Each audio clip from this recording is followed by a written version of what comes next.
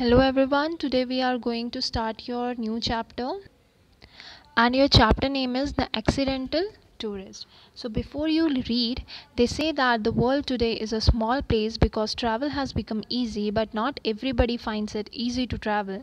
Here the author reflects humorously his experience as a traveler. ठीक है, सो आजकल के टाइम में क्या है, स्मॉल प्लेस बन चुकी है ट्रैवल की वजह से। जो इतनी बड़ी दुनिया है वो क्या है, बहुत छोटी बन चुकी है, क्योंकि हर कोई क्या है, बहुत जल्दी से ट्रैवलिंग स्टार्ट कर देता है। एंड यहाँ पे जो ऑथर का एक्सपीरियंस है ट्रैवल करते समय, उस स्टोरी में बताया गया है। So let's start. Of all the things I am not very good at, living in the real world is perhaps the most outstanding. I am constantly filled with wonder at the number of things that other people do without any evident difficulty that are pretty much beyond me. I cannot tell you the number of times that I have gone looking for the lavatory in a cinema, for instance, and ending up standing in an alley on the wrong side of a self-locking door. My particular speciality now is returning to hotel desk 2 or 3 times a day and asking what my room number is. I am in short easily confused. तो यहाँ पे जो author है वो बोलते हैं कि I am not very good at living. मैं इस दुनिया में जीने में मैं एक अच्छा इंसान बोल सकते हैं तरीका मुझे नहीं पता है, क्योंकि इस दुनिया में जीने के लिए बहुत क्या है, कॉन्फिडेंट होना बहुत ज़रूरी है, और मैं बहुत ईज़िली कंफ्यूज हो जाता हूँ. ठीक है, मैं अपने होटल में जाके रूम नंबर्स बार बार पूछता हूँ क्योंकि मैं कंफ्यूज हो जाता हूँ. I can not tell you the number of times that I have gone looking for the lavatory in the cinema. ठीक है, for instance and ended up standing in an aisle on the wrong side. मैं wrong side पे खड़ा हो जाता हूँ, मैं self locking door पे खड़ा हो जाता हूँ क्योंकि मुझे उसका पासवर्ड नहीं पता. ठीक है, तो बहुत सारी ऐसी चीज़ें हैं जो कि ऑथर को कंफ्यूज करती है, और वो दूसरों को बहुत एडमायर करता है कि बाकी के लोग बिना किसी डिफ़िकल्टी के ये काम ईजिली कैसे कर देते हैं. I was thinking about this the last time we went and family on a big trip. It was at Easter and we were flying to England for a week. When we arrived at Logan airport in Boston and were checking in, I suddenly remembered that I had recently joined British Airways frequent flyer program. I also remember that I had put the card in the carry-on bag that was hanging around my neck, and here's where the trouble started. तो जब मैं पहला incident बताता हूँ अपनी life का, कि जब हमारी फैमिली एक बिग ट्रिप पे गई थी, जबकि ईस्टर मनाया जा रहा था, तो हम फ्लाइंग कर रहे थे इंग्लैंड के लिए. और जब मैं लोगन एयरपोर्ट बॉस्टन में पहुँचा तो चेकिंग इन के टाइम मुझे याद आया कि मैं एक फ्रीक्वेंट फ्लायर प्रोग्राम में इन्वॉल्व हूँ. फ्रीक्वेंट फ्लायर मतलब जो बार बार फ्लाई करते हैं या ट्रैवल करते हैं, तो उनको एक अलग से कार्ड दिया जाता है, एंड वो आप उनके गले में हैंग था नेक पे. एंड वहाँ से प्रॉब्लम क्या स्टार्ट हुई, the zip on the bag was jam, so I pulled on it and yanked at it with grunts and frowns and increasing consternation. I kept this up for some minutes, but it wouldn't budge, so I pulled harder and harder with more grunts. Well, you can guess what happened. Abruptly, the zip gave way. The side of the bag flew open, and everything within, newspapers, cuttings, and other loose papers, a 14-ounce tin of pipe tobacco, magazine, passport, English money, film, was extravagantly ejected over an area about the size of a tennis court. ठीक है, तो यहाँ पे वो बताते हैं कि जब मैं ज़िप खोलने के लिए बढ़ा तो ज़िप क्या है, जैम्ड हो गया वहीं पे, और मैंने बहुत ही गुस्से के तरीके से उसे खोलने की कोशिश की थी, बहुत ज़ोर लगाया उसको खोलने के लिए. लेकिन जब वो खुला तो वो इतनी ज़ोर से ओपन हुआ वो बैग, कि जितना भी मेरा न्यूज़पेपर कटिंग्स थे, जितना भी मेरा सामान था, वो वहाँ पे टेनिस कोर्ट के जैसे फैल गया.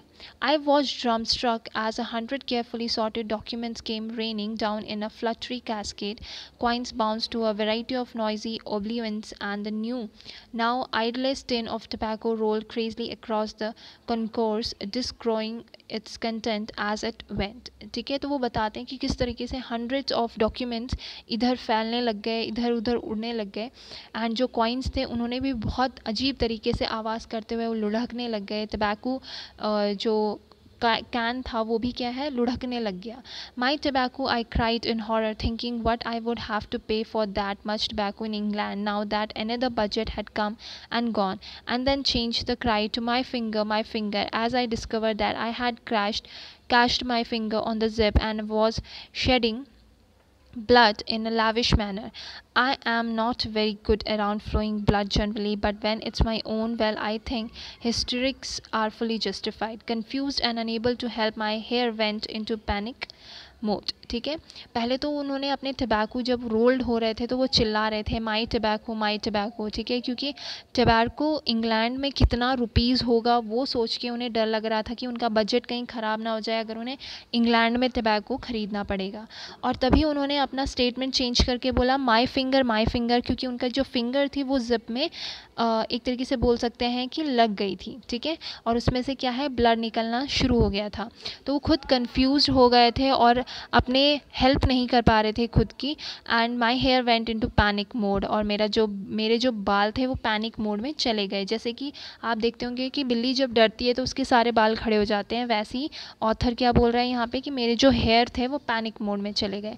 It was at this point that my wife looked at me with an expression of wonder, not anger और expression but just simple wonder and said I can't believe you did do this for a living. ठीक है, और जो उनकी wife थी उनके expression थे wonder, मतलब कि ऑफ कोर्स तुमसे यही उम्मीद थी. ठीक है, वो गुस्से में नहीं थी, वो सैड में नहीं थी, वो एक्साइटेड नहीं थी, उनके कोई एक्सप्रेशन नहीं थे, लेकिन सिर्फ क्या थी वो वंडर. वो उन्होंने क्या बोला कि I can't believe you do this for a living, मतलब इतने सालों से तुम लिविंग के लिए ये काम करते हो, ऐसे काम करते हो. But I am afraid it's so, I always have catastrophes when I travel. Once on an aeroplane, I leaned over to tie a shoelace. Just at the moment, someone in the seat ahead of me threw his seat back into full recline and found myself pinned helplessly in the crash position.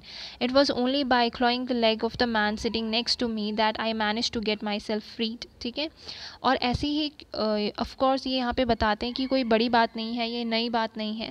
वो कभी भी travel करते हैं तो उनको कोई ना कोई प्रॉब्लम आती ही है. एक बार एक और इंसिडेंट वो बताते हैं कि जब वो शू लेस अपना बांधने के लिए नीचे झुके एरोप्लेन में, ठीक है, तभी जो पीछे वाली सीट पे पर्सन था उसने पूरा सीट क्या है अपना रिलैक्सिंग मोड में डाल दिया, जिसकी वजह से जो ऑथर की सीट थी वो एकदम क्या है दब गई थी और वो एकदम क्रैश मोड में नीचे चले गए थे. लेकिन किसी तरीके से उन्होंने खुद को फ्री किया उनसे. On another occasion, I knocked a soft drink on the lap of a sweet little lady sitting beside me. The flight attendant came and cleaned her up and brought me a replacement drink, and instantly I knocked it into the woman again. To this day, I don't know how I did it. I just remember reaching out for the new drink and watching helplessly as my arm, like some cheap prop in one of those 1950s horror movies with a name like the Undead Limb, violently swept the drink from its perch and onto her lap. ठीक है, तो यहाँ पे वो बताते हैं कि एक और बार ऐसा हुआ था मेरे साथ कि मैंने एक लेडी पे सॉफ्ट ड्रिंक गिरा दी थी और जो वहाँ की एयर हॉस्टेस होती हैं उन्होंने उनकी जो ड्रेस थी उसे साफ़ किया और जब मेरे लिए वो रिप्लेसमेंट ड्रिंक लेके आई, मतलब दोबारा से ड्रिंक लेके आई, तो वो दोबारा से गिर गया उनकी लैप में. ठीक है, तो मुझे समझ में नहीं आया कि वो कैसा हुआ, लेकिन ऐसा लग रहा था जैसे सब चीज़ें क्या है स्लो मोशन में चल रही हैं. ये बातें ऑथर को अभी भी याद है. The lady looked at me with a stupefied expression you would expect to receive from someone whom you have repeatedly dredged and uttered an oath that started with oh, finished with sake and in between had some words that I had never heard uttered in public before, certainly not by a nun. तो यहाँ पे वो बताते हैं कि उस lady ने मेरी तरफ इतने गुस्से से स्टुपेफाइड एक्सप्रेशंस दिए, ठीक है, एंड रिपीटेडली उन्होंने ऐसे वर्ड्स निकाले जो कि मैं पब्लिक में भी नहीं बोल सकता. This however was not my worst experience on a plane flight. My worst experience was when I was writing important thoughts in a notebook, sucking thoughtfully on the end of my pen as you do, and fell into conversation with an attractive young lady in the next seat. I amused her for perhaps 20 minutes with a scattering of urbane moths, then retired to the lavatory when I discovered that the pen had leaked and that my mouth, chin, tongue, teeth and gums were now a sticking scrub resident navy blue and would remain so for several days. ठीक है, तो यहाँ पे author बोलते हैं कि यही सिर्फ मेरा एक बैड एक्सपीरियंस नहीं था. सबसे बैड एक्सपीरियंस तब था जब मैं कुछ नोट्स लिख रहा था और जो मेरा पेन था उसका जो बैग है वो मैं अपने मुंह में रख रहा था, ठीक है। और मेरे सामने, और तभी उसके बाद मेरे सामने जो एक ब्यूटीफुल यंग लेडी थी उससे मैंने 20 मिनट तक बात करी। लेकिन जब मुझे फाइंड आउट हुआ कि मेरा जो चिन है, माउथ है, टंग है एंड टीथ है, वो क्या है, पूरे क्या है, नेवी ब्लू कलर के हो गए हैं, क्योंकि वो पेन जो थी वो लीक कर रही थी। एंड वो काफ़ी दिनों तक, several डेज तक मेरे फेस पे बना रहा वो colour. So you will understand, I trust when I tell you how much I ash to be serve. I would love just once in my life to rise from the dinner table without looking as if I had just experienced extremely localized seismic event, get in a car and close the door without leaving 14 inches of coat outside, wear light colored trousers without discovering at the end of the day that I have at various times sat on chewing gum, ice cream, cough syrup and motor oil, but it is not to be, ठीक है। तो वो बोलते हैं कि मैं जब अब आपको समझ में आया, अब आप मेरे पे बिलीव करते हैं कि मेरे साथ कितने बुरे एक्सपीरियंस रहे हैं, ठीक है। मेरी लाइफ मैं जीना चाहता हूँ कि ऐसी लाइफ की जहाँ पे मैं बिल्कुल भी क्या है, एक अच्छा सा डिनर कर सकूँ आराम से, जिसमें कोई प्रॉब्लम ना हो। देन मैं एक कार में बैठूँ जहाँ पे मेरा 14 इंच का कोट बाहर ना लटक रहा हो, ठीक है। एंड मेरा जब भी मैं वियर करता हूँ लाइट कलर ट्राउज़र्स या वाइट कलर ट्राउज़र्स, तो मैं किसी च्युइंगम में ना बैठूँ, आइसक्रीम में ना बैठूँ, cough syrup and motor oil उस पैंट पे ना लगे। ऐसा दिन चाहता हूँ जहाँ पे मेरी जो लाइफ है वो शांति से गुजरे।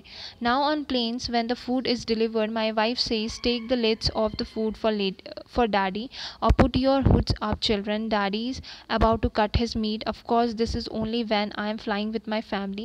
When I am on my own I don't eat, drink or lean over to tie my shoelace and never put a pen anywhere near my mouth. I just sit very quietly, sometimes on my hands to keep them from flying out unexpectedly and causing liquid mischief.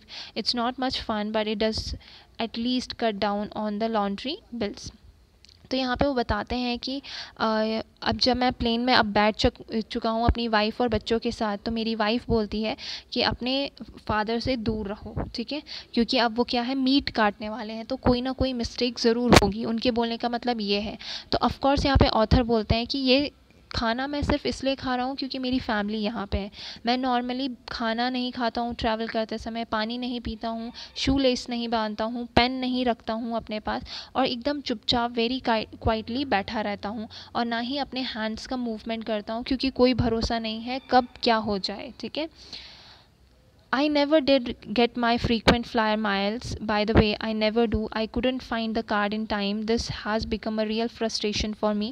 Everyone I know, everyone is forever flying off to Bali, first class with their air miles. I never get to collect anything. I must fly 1 lakh miles a year, yet I have accumulate only about 212 air miles divided between 23 airlines. This is because either I forget to ask for the air miles when I check in, or I remember to ask for them but the airline then manage not to record them, or the check in clerk informs me that I'm not entitled to them. In January, on a flight to Australia, a flight for which I was going to get about a zillion air miles, the clerk shook her head when I presented my card and told me I was not entitled to any. Why? The ticket is in the name of B. Bryson and the card is in the name of W. Bryson. I explained to her the close and vulnerable relationship between Bill and William, but she wouldn't have it. So I didn't get my air miles and I won't be flying to Bali first class just yet. Perhaps just as well, really I could never go that long without eating, ठीक है। तो यहाँ पे वो बताते हैं कि क्योंकि वो फ्रीक्वेंट फ्लायर हैं तो उनको कभी भी उसका कार्ड नहीं मिला आज तक, ठीक है, क्योंकि कहीं ना कोई गड़बड़ उनके साथ हो जाती थी। या तो वो करते थे या तो जो क्लर्क होते हैं वहाँ पे एयरपोर्ट्स में, उनकी वजह से कोई ना कोई मिस्टेक हो जाती थी। तो ऐसे ही वो एक एक्सपीरियंस बताते हैं कि जब जनवरी में वो ऑस्ट्रेलिया की फ़्लाइट पकड़ रहे थे तो उनको ज़िलियन एयर माइल्स का एक कार्ड मिलने वाला था, लेकिन उस क्लर्क ने वहाँ पे उसको देने से मना कर दिया। जब उन्होंने पूछा क्यों, तो उन्होंने बोला कि आपने यहाँ पे बी ब्राइसन के नाम से रखा है लेकिन हमारे पास क्या है, डब्ल्यू ब्राइसन, ठीक है। जब उन्होंने उनका क्लोज रिलेशनशिप बताया कि बिल एंड विलियन में क्या डिफरेंस है या ऐसा क्यों बना है, लेकिन फिर भी क्या है वो नहीं मानी. So I didn't get my air miles, और जिसकी वजह से उन्हें एयर माइल्स का कार्ड नहीं मिला. So and I won't be flying to Bali, जिसकी वजह से वो फर्स्ट क्लास टिकट नहीं ले पाए. I could never go that long without eating, और इसकी वजह से क्या है वो काफ़ी टाइम तक, क्योंकि जाने में बहुत टाइम लगता है, तो इतने टाइम तक वो बिना खाए पिए नहीं रह सकते हैं. ठीक है, तो यहाँ पे जो ऑथर है दैट इज़ बिल ब्राइसन, उन्होंने बहुत सारे अपने एक्सपीरियंसेस यहाँ पे रखे हैं कि उनके साथ क्या क्या प्रॉब्लम्स आती हैं जब वो ट्रैवल करते हैं. कभी उनके ज़िप में प्रॉब्लम आ जाती है, बैग का ज़िप खोलते हैं तो पूरा सामान बाहर आ जाता है. ठीक है, कभी वो लेडी के ऊपर पानी गिरा देते हैं या ड्रिंक गिरा देते हैं, वो भी 2 बार. ठीक है, कभी वो अपने फेस पे इंक पेन लगा देते हैं. ठीक है, कभी उनको एयरलाइंस के फ्रीक्वेंट फ्लायर माइल्स का कार्ड नहीं मिलता है, जिसकी वजह से उन्हें प्रॉब्लम होती है. ठीक है, so this is the story about that is the accidental tourist. If you have any doubt, you can freely ask me. Thank you everyone.